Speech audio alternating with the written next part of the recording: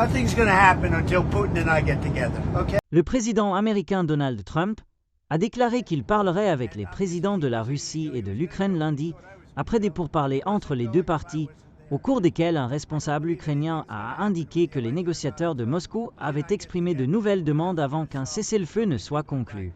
À Moscou, le porte-parole du Kremlin, Dmitry Peskov, a déclaré aux agences de presse russes que des préparatifs étaient en cours pour une conversation entre le président russe Vladimir Poutine et Trump. Les pourparlers en Turquie vendredi étaient la première fois que les parties tenaient des discussions en face-à-face depuis mars 2022, quelques semaines après l'invasion totale de l'Ukraine par la Russie. Un haut responsable ukrainien, bien informé des négociations, a déclaré que les négociateurs russes avaient demandé que l'Ukraine retire ses troupes de toutes les régions ukrainiennes revendiquées par Moscou avant de convenir d'un cessez-le-feu. Trump, écrivant sur Truth Social, a déclaré qu'il parlerait avec Poutine pour discuter de l'arrêt de la guerre à 10h du matin lundi.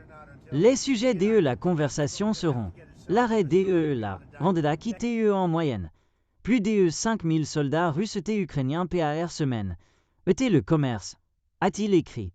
Il a ajouté qu'il parlerait ensuite avec le président ukrainien Volodymyr Zelensky et divers membres de l'OTAN.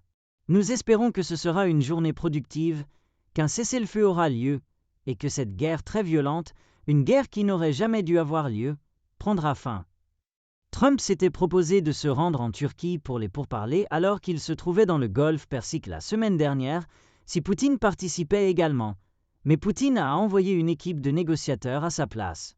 Le président a exercé des pressions sur Poutine et Zelensky pour qu'ils conviennent d'un cessez-le-feu dans cette guerre qui dure depuis plus de 3 ans.